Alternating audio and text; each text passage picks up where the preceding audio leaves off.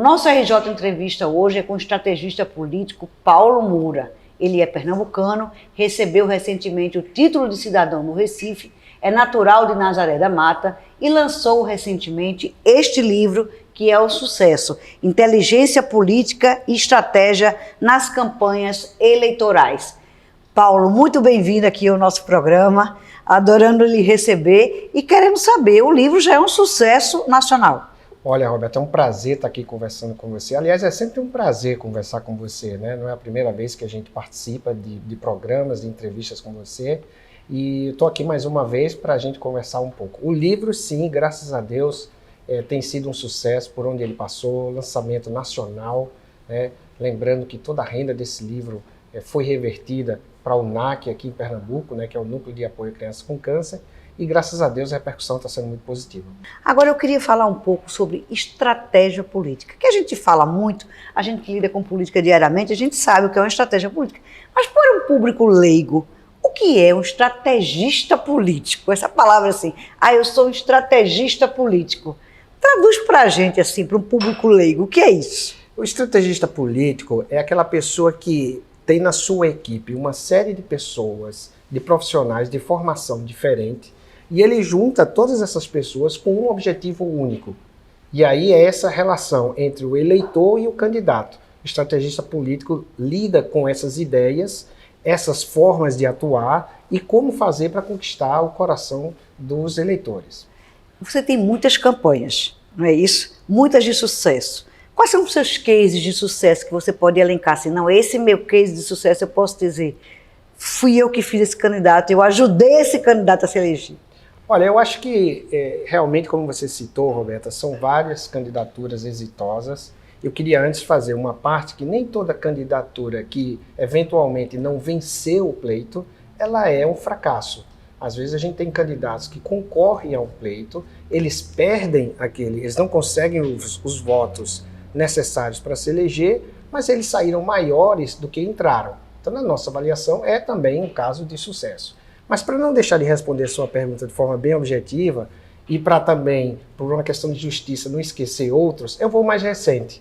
Né? A mais recente conquista foi no estado de Tocantins, onde a gente, junto com a nossa equipe e a equipe do candidato, nós conseguimos vencer já no primeiro turno a eleição para governador Vanderlei. E aí Vanderlei teve a maior votação da história do Tocantins.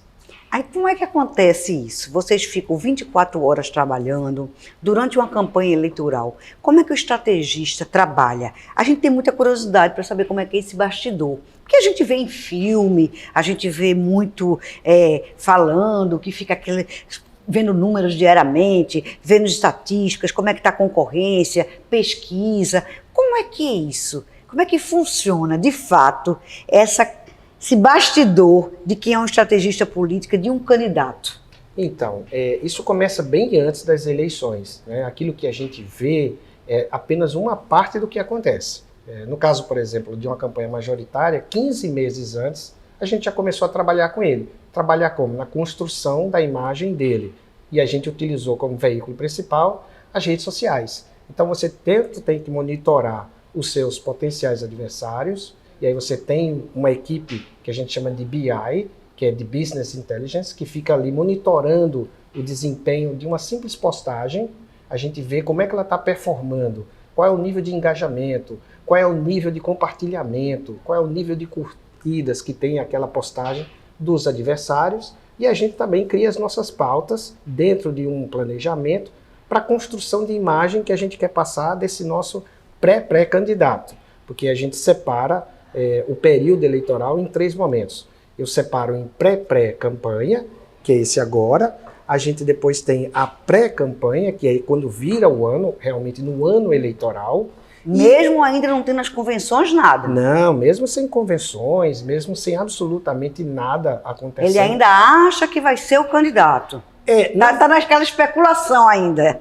Na verdade, os pré-candidatos, eles já têm aquilo mais ou menos organizado, né? Mas quando ninguém é candidato de si mesmo. Então você tem um grupo, muitas vezes o grupo tem mais de uma opção, e eles querem ver como é que eles vão se desenvolver ao longo desse período, do ponto de vista de desempenho eleitoral, E aquele que tem melhor favorabilidade em torno do nome dele é que será oficializado o candidato. Ah, então pode-se trabalhar, inclusive, ali um nome, Múltiplas. outro. Você pode ter. Se coloca, se joga um nome na mídia, Isso. aí se joga outro. Isso. Faz uma medição em relação a um. Acontece muito isso? Acontece, sobretudo, em pré-candidaturas de candidatos à majoritária, quando você tem já no pleito um governador já eleito, né? E aí ele vai ter agora uma eleição para prefeito. A prefeito? Isso. Então, a base dele, naturalmente, ele já atrai muitos nomes. Então, Ou então uma candidatura à reeleição também? isso. Mas nesse caso, Roberto, o que eu estava me referindo é que, por exemplo, no próximo ano nós vamos ter campanhas para prefeito. Okay? Certo. E vamos imaginar uma situação no estado onde a gente tem um governador. Esse governador, naturalmente, já tem na sua base mais de um pré-candidato. E ele vai olhando ali, ele não vai, no primeiro momento, dizer que esse é o candidato dele. Ele vai trabalhar com múltiplas candidaturas e ver como é que eles estão se desempenhando. Esse tipo de trabalho também é feito pelo estrategista. E ele diz assim, olha, vamos poder trabalhar esse, vamos avaliar até que meados de quando o estrategista diz, não, agora é a vez de a gente escolher esse. A gente tem algumas questões legais, né, que a gente precisa observar, que aí é o período de filiação, as convenções, tudo isso tem que ser observado. Mas geralmente isso já é definido logo após o carnaval, ali você já tem alguns encaminhamentos. No caso do estado onde a gente está trabalhando, o nosso cliente ele tem na sua base 5 pré-candidaturas. Então, dessas 5 pré-candidaturas, 4 são deputados estaduais. Por isso a necessidade dele de aguardar o tempo certo para poder decidir. Porque se ele decide agora por um, ele naturalmente vai ganhar 3 adversários na Assembleia. E ele não pode ter esses adversários. Então ele vai ali mantendo essas pré-candidaturas. É toda uma estratégia mesmo. É toda uma estratégia, né? Então você precisa, além de tudo, ter esse distanciamento emocional para poder fornecer para o seu cliente as informações necessárias para tomar a decisão, sem estar tão envolvido ali no dia a dia. Então, ser estrategista também é ter um controle emocional. É você dizer assim para o candidato, bata naquela pessoa, não bata naquele que pode ser seu futuro adversário. É hora de falar, dar uma estocadazinha, é hora de não dar aquela estocada. Tudo isso vocês ficam monitorando o Tudo candidato? Isso faz parte do nosso trabalho, né? Porque eleição é construção de imagem e desconstrução do adversário. Com isso, eu não quero dizer que a desconstrução deve se utilizar de notícias falsas, o que a gente chama de fake news.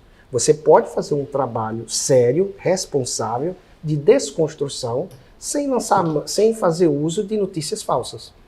Eu, particularmente, sou completamente contra isso e a gente não adota essa postura na nossa empresa. Mas sim, a gente assume, sem nenhuma hipocrisia, que a gente também faz o trabalho de desconstrução. Mostrar os lados negativos do adversário, né? Tem que fazer isso. Sim, isso é parte da campanha política. Isso faz parte. Agora, quando o candidato é escolhido, é aquele candidato escolhido, aí o estrategista político já sabe que vai, o estrategista político já sabe que vai ser aquele candidato, ele tem como princípio dizer como ele vai se comportar. É isso? A gente precisa ter aí muita sabedoria na condução disso, porque a gente não está falando de um produto de prateleira, que você tira ele de um lugar, coloca em outro. Você tem que levar em consideração todo o histórico desse pré-candidato, né? Ele tem uma história, ele tem um passado, ele tem um conteúdo, ele tem uma experiência, ele tem uma forma de ver campanha. O estrategista, ele vai atuando exatamente nesse momento que você vai observando e vendo quais são as melhores formas de você se posicionar, seja numa fala, seja num vestimento, seja num comportamento. Pois é, porque o que às vezes acontece é que a gente vê que o candidato fica meio embalado e fica forçado. Isso. A gente vê o candidato, às vezes, esse candidato tem uma postura mais...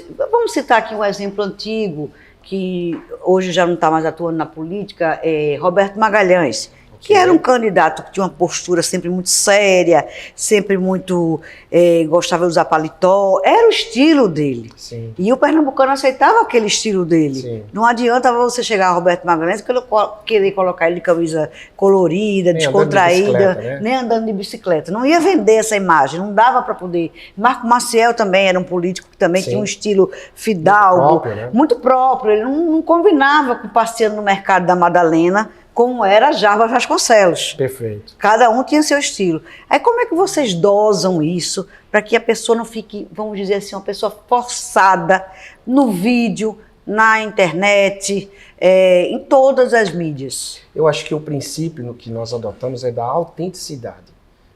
Embora o marketing possa fazer uso de algumas estratégias, de algumas ferramentas e até, em algum nível, conseguir alterar essa imagem do candidato, eu sou completamente contrário a isso. Eu acho que vale mais investir em conhecer as potencialidades do candidato e aí você mostrar isso, do que você querer inventar uma determinada qualidade que mesmo que o público até ache que está pedindo esse tipo de atributo, se ele não tiver na sua essência, não vale a pena você Não mostrar. vai dar certo. Não vai dar certo. Né? E eu acho que aí a gente tem alguns outros exemplos.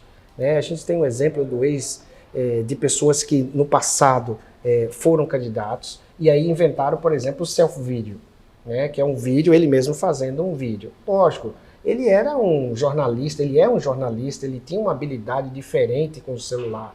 E de um tempo depois que ele lançou isso, todos os pré-candidatos queriam fazer a mesma coisa. Lógico, não tinha o mesmo êxito. Aqui em Recife, a gente tem um caso, né, muito clássico, que já se tornou um clássico, que está sendo estudado, que é o atual prefeito da cidade. Né? O atual prefeito é um dos pioneiros numa forma moderna de se comunicar com a internet. E copiar também fica complicado, você não pode querer ser o outro, não é isso? Pois é. Aí cabe ao estrategista dizer isso para o candidato: olhe, não queira ser fulano de tal, não queira imitar fulano de tal, que vai ficar forçado. É muito interessante, Roberta, porque isso no dia a dia a gente recebe, né? O nosso cliente chega com algumas referências e diz: olha, o prefeito da tua cidade, olha como é que ele está agindo, não dá para a gente fazer alguma coisa parecida. Então eles trazem referências, mas muitas vezes essas referências que eles trazem não se adequa ao perfil do nosso cliente. É igual o cabeleireiro, que a pessoa chega assim no cabeleireiro: olha, eu quero ficar igual a Angelina Jolie, só que a pessoa não tem perfil nenhum de Angelina Jolie, né? Verdade, é verdade. A diferença é que as consequências são muito maiores, né? Se você vai no cabeleireiro e tenta ficar igual a Angelina Jolie, você volta para casa, o máximo que vai acontecer é a negativa do seu esposo. Mas quando a gente fala de eleitorado, aí é muito pior, né? Aí acabou-se a campanha. Isso. Agora, como é que você faz, então, disso a real para o candidato? Porque o difícil também deve ser você dar a real, porque a gente sabe que o estrategista político é pago para dizer a realidade, mas às vezes dói você chegar e dizer: olha, isso não está ficando bom, isso é complicado, não é por aí, você não pode dizer isso, você não pode falar assim, você hoje tem que mudar seu perfil, mudou a situação, falas hoje já não são mais aceitas. Como é que você diz isso na cara dura para o candidato? Eu acho que é uma construção, esse é um relacionamento que você vai construindo com o seu cliente, né? Você precisa ter uma metodologia para isso. Isso não é um machismo. Como é que você vai explicar para um cliente já experiente, com uma trajetória muito grande? Às vezes a gente pega clientes que já são senadores ou governadores, já foram, né, governadores, e como é que você vai reposicioná-lo? Através de metodologia, através da ciência. Então a gente lança a mão de pesquisas qualitativas, que é um estudo de imagem, e aí a gente apresenta para ele esses resultados, e nesse momento de apresentar os resultados, a gente vai dando ali algumas orientações. É uma construção que você vai fazendo naturalmente, o próprio cliente também começa a confiar naquelas informações que você vai colocando e seguir elas. Nem sempre ele vai seguir tudo, mas faz parte do trabalho nosso, é essa relação que você constrói com o cliente. Já aconteceu isso, se você dizer: não, candidato, eu acho que você deveria seguir por aqui, fazer isso, aquilo? De jeito nenhum, não vou fazer isso, eu quero ficar assim, assim, assado. Ah, várias vezes. Eu sempre digo que uma pré-campanha e uma campanha, ela tem algumas fases, até lúdicas, né? Você tem ali, fazendo um comparativo, a fase que você está ali paquerando. Então você está ali, está encantado, o marqueteiro está encantado com o cliente e vice-versa. O cliente leva você para jantar, apresenta a família, e tem toda uma relação ali muito bacana, que é o início da relação. É a lua de mel. Tá todo mundo em lua de mel. Quando nós estamos no meio da campanha, aí é o momento da primeira crise, né? Onde você muitas vezes diverge, e nem sempre você está com a razão, né? Às vezes o próprio cliente está com a razão. Mas mesmo assim, há um momento muito tenso numa campanha. Que aí depois, no final, a gente tem o resultado. Quando se ganha a eleição, está tudo certo, e mil maravilhas, e o casamento que segue. E quando isso não acontece, o marqueteiro é sempre o culpado, o estrategista é o culpado, né? O cliente, geralmente, ele nunca assume isso. Aliás, a derrota ela é órfã, né?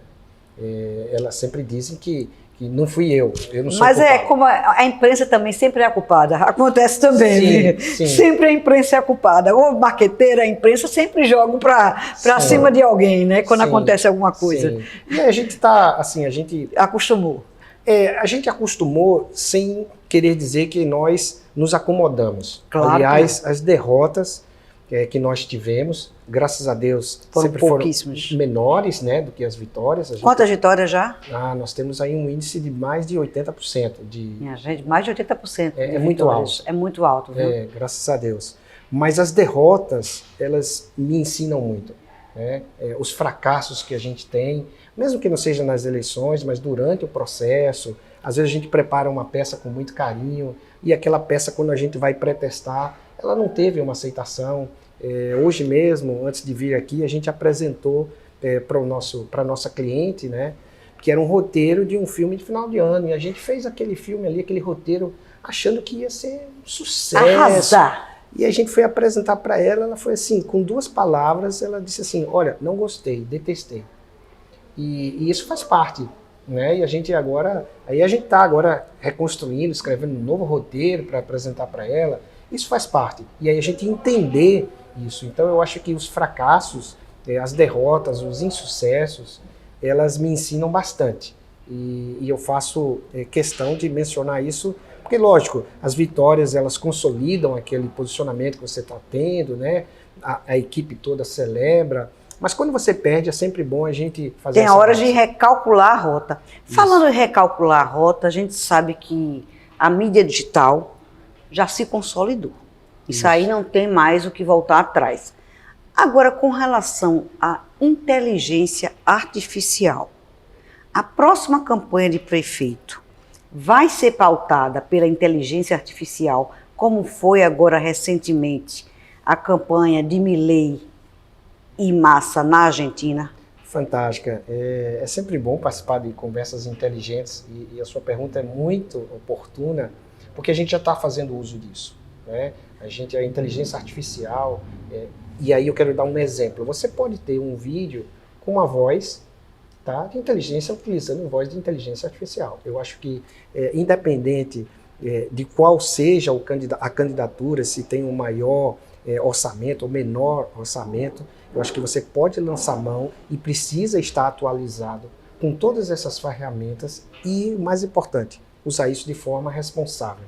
Né? A gente também sabe que tem o que a gente chama aí de deepfake. O que é deepfake? Explica aí pra gente o que é deepfake, que muita gente não sabe. É um termo em inglês, certo, tá? Que dá um nome a vídeos que são feitos de forma falsa, utilizando a mesma imagem de um candidato, colocando uma voz que é a dele, parecidíssima com a dele, como se ele estivesse dizendo coisas que ele nunca disse. E as pessoas chamam isso de deepfake. Então é um vídeo... Ou seja, é uma fake news das fake news que as pessoas têm que ficar bem atentas com a inteligência artificial. Isso, extremamente nociva, não é, Roberta, para a democracia. Eu acho que a notícia falsa, ela é muito nociva para a democracia. E aí o judiciário tem um desafio gigante, que é como é que ele tem braço para aferir todas esses avanços que a tecnologia está e até agilidade, né? Porque essa notícia sai e se espalha feito rastro de pólvora em segundos. Isso. E você pode até, com uma liminar, mandar tirar do canal oficial. Mas isso já teve um efeito, isso já está nos grupos de WhatsApp, isso já está circulando, né? Então, assim, o judiciário, ele hoje sofre um desafio gigante que é como ter braço na velocidade, e não só no conhecimento, mas na velocidade, para você aferir, inclusive, de onde surgiu essa notícia falsa. Então agora, nas próximas eleições, a gente vai ter aí uma enxurrada de material utilizando a inteligência artificial. Eu prefiro fazer uso disso, o que beneficia o meu cliente, tá? Que a gente pode ter vídeos divertidos, você pode ter uma velocidade para criar muito grande, do que a gente ficar perdendo tempo. Mas vai ter muito, não vai? A gente sabe Bastante. que agora, quem for candidato a prefeito vai ter que usar... Isso. E o caminho, se você me perguntar, Paulo, mas como é que a gente faz isso? Comece a usar. Né? Eu diria para aqueles profissionais que estão começando na profissão, ou que têm curiosidade, baixe o aplicativo, comece a pesquisar, comece a utilizar de forma doméstica. Você vai ver que é muito mais simples do que o que parece ser. Não tem nada do outro mundo. Eu já baixei o meu ChatGPT e você começa a ver lá, é muito legal de trabalhar. E quem, essa geração nova, então... Pois é, Roberto, nós somos da geração, a gente é da transição do analógico para o digital, não é? Mas eu digo que a geração já do digital é muito mais simples. Para migrar para a inteligência artificial é uma rapidez. Simples, é muito simples. Não há nenhuma... Agora vamos voltar aqui para o analógico e falar um pouquinho deste livro aqui, que foi sucesso, percorreu o Brasil todo, foi recebido por vários governadores, do Distrito Federal, de todo o Brasil, né? Percorreu por todo o Brasil. O que a gente encontra nesse livro aqui que a gente não pode deixar de falar nessa entrevista? Olha, eu diria que a gente encontra aí um embasamento teórico, fruto de um investimento de 20 anos, mas também experiências concretas, casos concretos, que a gente preservou os nomes por uma questão de ética, mas são casos reais. Então a gente fala, olha, o governador de tal lugar, houve isso aqui, a gente utilizou isso deu certo, aqui teve uma pegada mais voltada para a publicidade, então aqui teve um enfoque mais jornalístico. Então é um livro que eu digo que é completo e ele abrange todas as áreas que envolvem o que a gente chama de inteligência política, que está debaixo de um guarda-chuva que é sustentado pelo marketing, pela estratégia e pela comunicação. Esses três pilares, eles sustentam esse guarda-chuva que a gente chama de inteligência política. Então é imprescindível para quem gosta de política, para quem estuda política, para quem vai fazer estratégia política e para o público em geral. Isso. Eu diria também para os assessores, né? As pessoas que trabalham nos gabinetes, trabalham nas assessorias, que querem, de repente, investir um pouco mais na sua formação.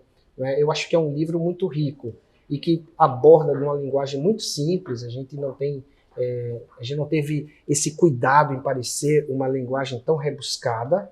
Sim, a gente sabe que a academia até pode se frustrar um pouco, porque não tem uma linguagem tão rebuscada, mas a gente optou, isso foi uma opção minha mesmo, de ter uma linguagem mais objetiva, mais simples e mais acessível. Eu também sou sempre pela linguagem mais acessível, porque alcança todo mundo. Agora vamos falar um pouco sobre pesquisa eleitoral. Existe uma divisão aí, gente achando que pesquisa eleitoral está influenciando demais, até porque tem pesquisa demais agora, são vários institutos, todo dia surge uma pesquisa, é pesquisa de manhã, de tarde, de noite. Antigamente demorava assim um pouco para ter pesquisa, mas agora com essa inteligência artificial, a pesquisa de manhã, se faz de manhã, de noite já sai o resultado. Você acha que deveria ser proibida a pesquisa eleitoral? Não. Eu acho que o que a gente precisa primeiro é, cada vez mais, entender como é que funciona. Né? Existe uma diferença simples entre uma pesquisa e uma enquete. Existem institutos sérios, existem profissionais sérios, né, que são referência, inclusive daqui de Pernambuco, né, a gente tem esses profissionais, e existem aqueles que eu chamo pseudo-institutos, e aí a gente vê que não tem nenhuma consistência científica. Mas como é que o eleitor vai saber disso? Porque às vezes ele se coloca num blog ali, coloca num outro veículo acolá, aí joga uma headline de um blog, e as pessoas ficam confusas. Não, fulano está na frente, passou, não passou. E isso aí às vezes influencia, né, um resultado eleitoral. É verdade. Isso que você está colocando da influência do resultado na escolha, isso acontece. E a gente tem os canais a área jornalística, os jornalistas, você presta um serviço à sociedade na hora que você também informa. Então eu acho que a informação, o conhecimento é o caminho, sempre informar. Né? Você vai ter ali, hoje, por exemplo, se você abrir os blogs, você vai ver lá uma série de dados que não necessariamente são verdadeiros. Aliás, a grande maioria nem são. Né? Os institutos sérios já têm uma dificuldade, porque uma pesquisa não é efetivamente a declaração de uma eleição. Exatamente, é então isso que a gente eu acho. precisa ter aí o conhecimento mínimo sobre pesquisa. Né? O que é uma pesquisa? O que é uma enquete? O que significa uma pesquisa de intenção de voto, de intenção de votos há mais de um ano das eleições? Isso para mim é quiromancia. Né? Porque vão surgir... E isso é quiromancia, porque nem as candidaturas estão postas. Isso, Roberta. Você é um público privilegiado pelo seu conhecimento que tem acerca do assunto.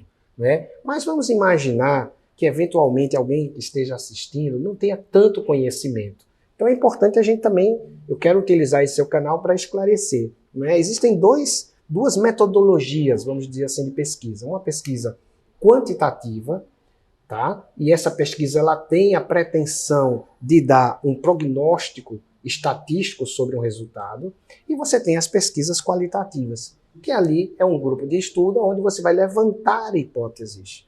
Quando você pega há mais de um ano das eleições e faz uma pesquisa, um questionário, onde você pergunta ao cidadão em quem você vai votar nas próximas eleições, você pode encontrar um número de pessoas, de respondentes, e que sequer eles sabem quem são os pré-candidatos. Ele nem está pensando nisso ainda. Eu acho que 99,9% nem sabe, né, isso? Isso, porque não está na agenda do dia a dia do cidadão. Né? A agenda do cidadão hoje é outra. O cidadão comum, ele está buscando como é que ele vai resolver o problema da casa dele, do desemprego. Ele vai querer ver como é que o preço do pão, isso, o preço do gás. O que ele vai fazer, o filho precisa... Então, são outras pautas, né? São outras prioridades. Aqueles profissionais e os candidatos que estão no entorno, isso é muito mais presente. Né? Ele dorme e acorda já pensando nisso. A sociedade não. A sociedade só começa a pensar nisso quando vai se aproximando do pleito eleitoral. Portanto, você conversar e falar sobre pesquisa e intenção de voto, sobretudo, há mais de um ano das eleições, é pura adivinhação. Né? Até quem está na frente até se alimenta disso. Né? Ele faz a pesquisa, ele diz, olha, eu estou na frente com 20 pontos, com 10 pontos, mas isso não necessariamente... Mas é uma estratégia, né? É uma estratégia, mas ela muitas vezes ela é desconstruída quando você começa realmente o pleito. Nós já tivemos situações de nossos clientes onde eles estavam em último nas pesquisas há um ano das eleições.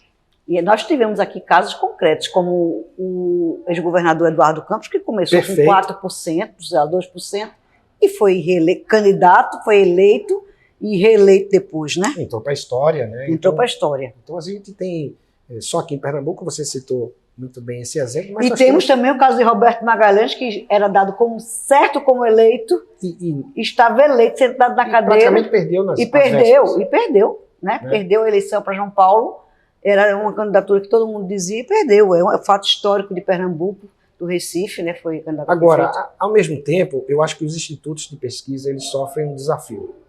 Né? Primeiro, com toda essa tecnologia que você tem, o uso da neurociência, não é? Que é uma informação importante que os institutos estão se apoderando desse conhecimento, que é exatamente... Qual que é o desafio, Roberta? É como captar o sentimento do eleitor. Como você fazer isso? Né? Então, hoje você tem alguns ferramentais, algumas métricas que você pode já lançar mão disso para entender o comportamento e quais são as emoções que levam um candidato, a população a escolher determinado candidato. Aí eu estou me referindo de exemplos como rastreador ocular, eu estou me referindo de algumas métricas que você tem. Explica isso, rastreador ocular, eu estou curiosa. Tá, então deixa eu te explicar. Vamos imaginar, numa metodologia tradicional, que eu quisesse fazer uma investigação sobre a capa do meu livro. Certo? A capa do meu livro, numa metodologia tradicional, eu teria um grupo de pessoas que foi previamente selecionado, tá? E um moderador. Esse moderador é a pessoa que vai conduzir esse estudo. Isso na metodologia tradicional. Então ele iria fazer e dizer, olha, Roberta, Maria, eu vou te apresentar aqui um livro, eu quero que vocês olhem e depois vocês vão me emitir a opinião sobre o livro. Então eu mostro para você, você fez esse olhar, depois eu vou perguntar, Roberto, o que te chamou a atenção? O que você se recorda? Ou seja, tem uma parte cognitiva aí, que você vai ter que ouvir, processar e responder. Essa resposta não necessariamente quer dizer que é aquilo que você está sentindo. Você pode ser influenciado, às vezes, por um colega, você pode estar num momento que você falou sem pensar. Isso é numa metodologia tradicional. Agora vamos pegar esse mesmo desafio fazendo uso da neurociência e de um rastreador ocular, por exemplo, que é o que a gente chama em inglês do eye tracking, que é um rastreador ocular. É um dispositivo que está num monitor, ele faz a calibração do seu globo ocular, isso nada invasivo, aparece uma luzinha infravermelha, quando você olha para aquele monitor, ele faz a calibração do seu globo ocular. E aí eu digo para você, olha Roberta, vai aparecer nesse monitor aqui uma imagem, e eu quero que você olhe para a imagem. Eu não vou te perguntar mais nada, eu só vou dizer isso. Você vai dizer, tá bom, Paulo. Na hora que você olha para essa tela, ele consegue, isso aqui que eu fiz, pronto, você não fez esse olhar? Fiz. Pronto, em milésimos de segundo. É a lente da verdade. Basicamente, eu diria que é um pouquinho mais. Ele consegue me dizer algumas informações extremamente importantes. A primeira delas, aonde foi que o seu globo ocular reteve maior atenção, que é o que a gente chama área de calor. Ele consegue me dar essa informação. Depois ele me diz qual foi o percurso que o seu olho fez ao olhar essa capa. E aí, o que é que isso tem a ver, Paulo, com comunicação? O que é que isso tem a ver com eleição? Tudo a ver. Porque eu poderia, por exemplo, o que é que o nome está no canto? Está no topo, está em cima, não está embaixo. Essa arrumação você pode fazer de forma intuitiva, mas você pode também fazer uso a partir da ciência. Então eu acho que os institutos, os mais sérios, né, os que realmente estão trabalhando, e a gente tem exemplos no Brasil, afora, de institutos que já estão utilizando essa metodologia e trazendo informações muito mais enriquecedoras, muito mais autênticas. Porque, veja, eu não precisei perguntar para você o que é que você sentiu, mas a onda de calor que é formada a partir da área que você olhou, eu, como analista, já sei o que é que te chamou a atenção. A lente da verdade foi lá e disse tudo. É isso. Agora, com relação à questão da margem de erro, é uma coisa que a gente fica sem entender, o consumidor final fica sem entender. Por exemplo, algumas dá de 5%, outras de 3%, outras de 2%, e a gente pode pensar assim, ah não, ele oscilou, botou 4 para cima, 4 para baixo, aí deu 8%, porque a gente vê algumas, isso acontece muito, a gente vê umas que dá 8% de diferença, na outra dá 4%, na outra dá 3%, existe essa oscilação de margem de erro diferente de um instituto para o outro? Existe a partir da metodologia. É um equívoco você comparar pesquisas de institutos diferentes quando você tem metodologias diferentes. É como se você estivesse comparando a mesma coisa de forma diferente. Então isso não é justo, não é didático, não é correto, porque cada um adotou, isso está diretamente relacionado também à amostra. E aí o seu público pode estar perguntando, mas como é que eu faço uma amostra? Eu nunca respondi uma pesquisa. E como é que eles acertaram? Como é que eles estão dizendo em meu nome? E eu gosto sempre de fazer uma analogia. Pois é, todo mundo diz isso. Não é? E eu gosto sempre de fazer uma analogia com uma feijoada, que é um prato típico, né, brasileiro. E vamos imaginar que a gente vai cozinhar uma feijoada e você quer testar se aquela feijoada está salgada ou não. Você não come toda a feijoada para dizer se essa feijoada vai estar salgada ao término ou não. O que você faz? Geralmente quem está cozinhando pega uma pequena colher e aquela colher ali já dá um indicativo do todo que vai estar na feijoada. Isso é o que a gente chama de amostra. E essa amostra, na pesquisa, ela precisa ser bem calculada através de um técnico, de um estatístico. Porque também a quantidade, você aumentar demais o número de entrevistados, não necessariamente vai dizer que você vai ter 100% da resposta. Porque você não está entrevistando, senão seria um censo. Não seria uma pesquisa, entendeu? Então, Entendi. Isso está diretamente relacionado a um cálculo estatístico, que é onde você vai ter uma amostra, a partir dessa amostra, você tem ali uma margem de erro. que pode oscilar para cima e pode oscilar para baixo. Isso fazendo a mesma e voltando à analogia da feijoada. Você não pode dar certeza de que ela vai ficar com 0 ponto tal número de sal na feijoada. Ao longo do cozimento, podem surgir variáveis. A mesma coisa é ao longo do processo eleitoral. Você tem ali uma amostra que diretamente influencia no cálculo amostral, mas dentro de uma margem. Essa margem ela não tem, você não consegue compensar ela, a menos que você entrevistasse todo o público, o universo que você quer. E aí não seria mais uma pesquisa, né? Seria um censo. Seria um censo. Agora, nesses anos todos como estrategista político, eu queria saber se tem uma, vamos dizer assim, uma mini receita de o que é que uma pessoa, um ser humano, homem e mulher, precisa para ser um bom candidato. Existe uma mini receita, por exemplo, ele tem que ter desenvoltura nisso, aquilo. Tem pelo menos uns 5 itenzinhos que a gente pode dizer assim. Eu acho que essa é uma pergunta que todos gostariam de ouvir a resposta. Pergunta de $1 milhão? Porque, Roberta, eu acho que cada um tem uma realidade, numa realidade diferente. Não é? Então, eu acho que a primeira coisa que você precisa ter é informação.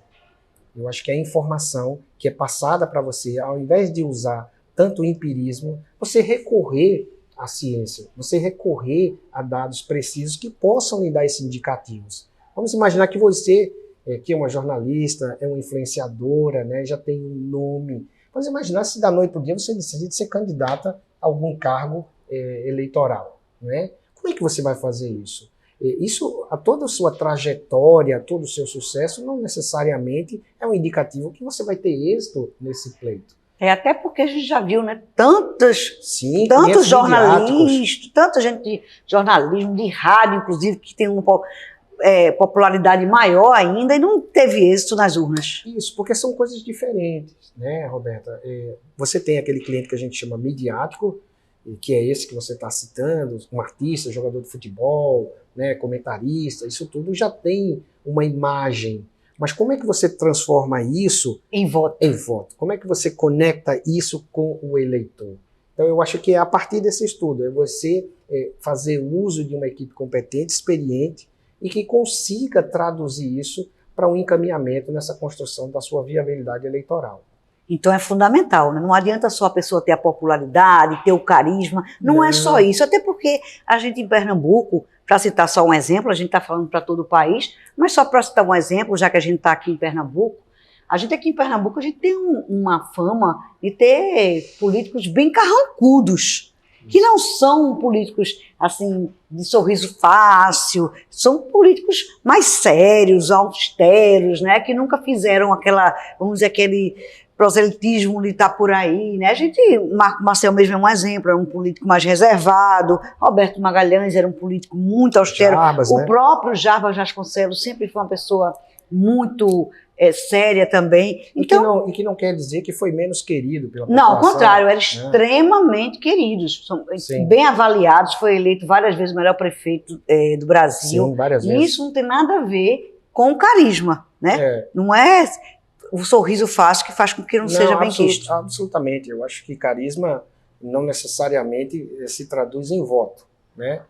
Você citou esses exemplos, né, que se confunde muito e é muito fácil a gente esquecer esses casos quando a gente vê casos como o atual prefeito, o João Campos, que é carismático, é jovem, sorridente, então as pessoas gostam, então começa a um risco de você começar a achar que todos têm que parecer com ele, e todos querem ficar meio que parecido com ele, né? Quando na verdade não necessariamente você precisa ter essa autenticidade. Quem é você?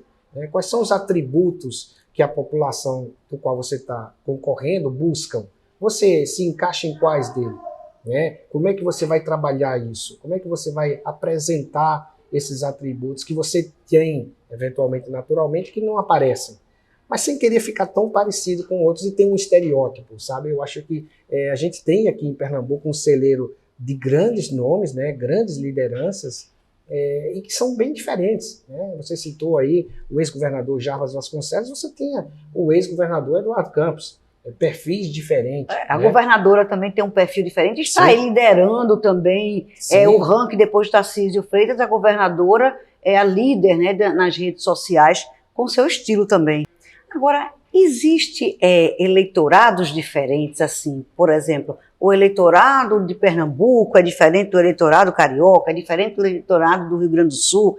Existem eleitorados diferentes, você que fez a campanha de Tocantins exitosa, é diferente do eleitorado de Tocantins, por exemplo? É diferente na forma como eles concebem, na forma como eles buscam a informação, quais são as métricas que eles utilizam para avaliar, né? Por exemplo, lá no Tocantins é muito comum o uso de cavalgadas. Né? Aqui em Pernambuco você não tem, em Recife você não tem isso, não tem nem como fazer isso. Aqui antigamente tinha carreata, acabou a carreata. Acabou a carreata, mas quando você vai, por exemplo, para o Maranhão, algumas regiões do Maranhão, você tem o que a gente chama de motociata. Que foi muito popularizada por Bolsonaro. Isso, e que até hoje é utilizado no Maranhão. Algumas regiões do Maranhão, a gente fez campanha para prefeito anteriormente, onde era muito comum a utilização de motos. Né? Então, assim, cada região tem uma particularidade e aí você precisa ter esse conhecimento local. Não adianta você importar, trazer da prateleira uma receita que deu certo numa determinada região e querer reproduzir naquela que não vai dar certo. E você já fez campanha no exterior, Sim. né? Sucesso também, campanha no exterior. E como é a campanha no exterior? É muito diferente também? Sim, a gente tem alguns casos bem diferentes. Por exemplo, quando você vai para o México, no México a legislação permite tudo, basicamente tudo. Então, do ponto de vista de brinde, você pode... O que a gente tinha antes... Chaveirinho, camisa... Chapéu, copo... Você tem uma infinidade de coisas, né? E por ser uma cultura latina, eles são muito mais... O uso da música, do jingle, é algo muito forte, mas, sobretudo, essa questão da militância nas ruas. As pessoas vão para as ruas. Quando você pega, por exemplo, a Itália, né, em uma região da Itália ali, já é mais frio. Né? Você tem ali um uso, pelo menos da minha experiência, foi um uso muito forte das redes sociais, mas de uma forma bem discreta. Né? Eu acho que o Brasil, das experiências que eu tive no exterior, o México é o que mais se aproxima do Brasil. Eu estive recentemente na Argentina, pré-campanha do segundo turno, e eu achei muito morno nas ruas. Um cartazinho aqui, um cartazinho acolá, tudo num cantinho certo. Eu achei morno demais, porque uma campanha que estava bastante acirrada do ponto de vista de pesquisas. Sim. O argentino é morno em relação ou está realmente desapontado com a política?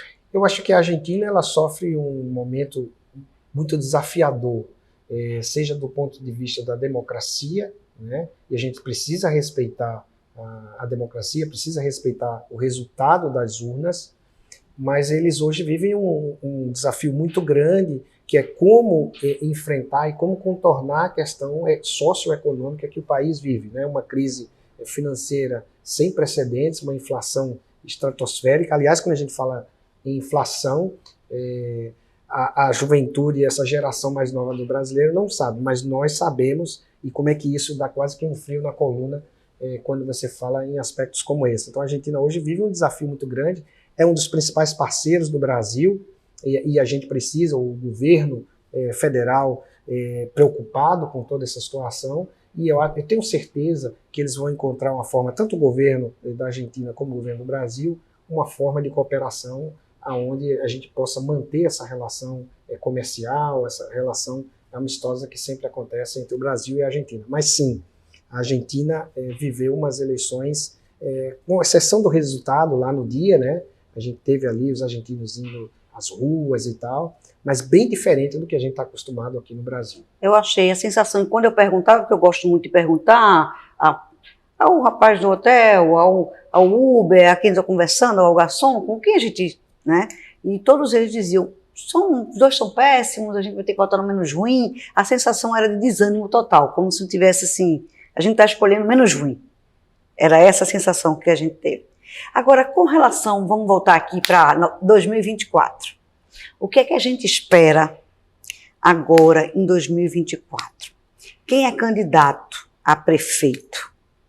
precisa desde já, o pré-candidato, porque ninguém é candidato ainda este ano, só a partir do ano que vem, quando forem as convenções, né? Em abril tem a janela e as convenções acontecem lá para o meio do ano. Quem é pré-candidato a prefeito já está com aquele pezinho. E alguns já dizem que são candidatos à reeleição, porque já estão no cargo e podem ser candidatos. Mas só é candidato mesmo no meio do ano que vem, quando tem as convenções eleitorais. Quem é pré-candidato à reeleição? Qual é o dever de casa a se fazer do ponto de vista de Paulo Moura, estrategista político dos mais renomados do Brasil? Eu acho que urgentemente contrata um marqueteiro, não necessariamente contrate o Paulo Moura, mas comece a ter uma assessoria técnica, que comece a lhe orientar, comece a pensar no plano de governo, comece a pensar quais são as propostas, quais são as soluções reais que você tem para os problemas do local onde você vai concorrer, seja prefeito, seja vereador. Se você é candidato a vereador, identifique qual é a bandeira que você vai representar. Candidatos a cargos proporcionais é diferente de candidatos a cargos majoritários. Se você é candidato a vereador, procure, você representa que camada da sociedade? Você é um atleta? Você é um jogador de futebol? Então levante a bandeira do esporte. Você é da área de saúde? Então levante a bandeira da saúde. Você precisa representar algum grupo e esse grupo é aquele que vai votar em você. Se você é candidato a cargos majoritários, comece a conhecer o município onde você vai concorrer, quais são os principais problemas, como é que você vai resolver esses problemas de forma bem prática, de uma forma bem simples. Não precisa nem inventar a roda, nem precisa falar numa linguagem muito rebuscada, mas você precisa ter soluções para aquilo e começar a colocar isso numa embalagem. Essa embalagem, quem pode lhe assessorar são os profissionais da área de comunicação. Pode ser um marqueteiro, pode ser um cientista político, pode ser um estrategista, pode ser um publicitário, um jornalista, enfim, alguém técnico que possa lhe assessorar nessa embalagem. Quando a gente fala de comunicação, Roberta, a gente precisa obedecer dois princípios: conteúdo e forma. Não adianta você ter um bom conteúdo e não ter uma forma de como passar esse conteúdo para a população. O inverso também é verdadeiro. Não adianta você ter um excelente aparato, uma coisa com muita pirotecnia, e aquilo é oco, aquilo é vazio. É um candidato acéfalo. Então você não tem como chegar e se conectar com o público que você está pleiteando. Agora, é imprescindível para um candidato em 2024 ter contato diário pelas redes sociais? Olha, eu diria que as redes sociais, a internet, o digital, né, é algo transversal em qualquer planejamento de comunicação. Não dá para se pensar mais em comunicação política sem pensar no digital. Mas isso não exclui a necessidade e isso também não exclui a importância do corpo a corpo, do olho no olho, de ouvir as pessoas. O brasileiro na sua essência, um povo que gosta de contato visual. E a gente nós saímos aí de uma campanha, né, onde teve esse embate muito forte. Lembrando que as últimas eleições para prefeito foi no meio de uma crise, né, de uma pandemia, onde a gente tinha pessoas presencial e remota, né? Então aquilo tudo gerou na população uma forma e uma expectativa diferente para esse pleito. Tivemos o pleito agora para presidente da República e agora nós vamos ter a primeira eleição para prefeito pós-pandemia. E prefeito, você sabe que a quantidade de prefeituras no estado, no país como um todo, então você tem um número muito maior. São mais de 5 mil municípios. Perfeito. E a população é muito próximo da população. Então esse contato, esse corpo a corpo, essa visita diária, essas reuniões em grupo, elas precisam ser intensificadas. Lógico, você pode repercutir isso nas redes sociais, você pode utilizar as redes sociais como instrumento de mobilização, mas lembrando que uma não exclui a outra, elas são complementares. Então, prefeitos, gastar sola de sapato, candidatos a prefeito, gastar sola de sapato e ouvir os conselhos de estrategista político. Paulo Moura, muito obrigada pela sua entrevista, foi muito esclarecedora. Eu passaria um tempo todinho conversando aqui, que eu gosto muito de política. Muito obrigada, sucesso sempre. Olha, Roberta, é um prazer conversar com você. Eu sempre digo que as conversas inteligentes, elas passam muito rápido, né? E eu fico feliz, eu sou um entusiasta do seu trabalho, pela forma como você trata, né, as informações com o seu público, como você coloca. Eu acho que é um serviço muito interessante. Eu fico muito agradecido e honrado com esse convite. A recíproca é verdadeira. O RJ Entrevista hoje conta com o apoio da Copergás, Companhia Pernambucana de Gás de Pernambuco, que leva gás a 28 municípios do estado de Pernambuco.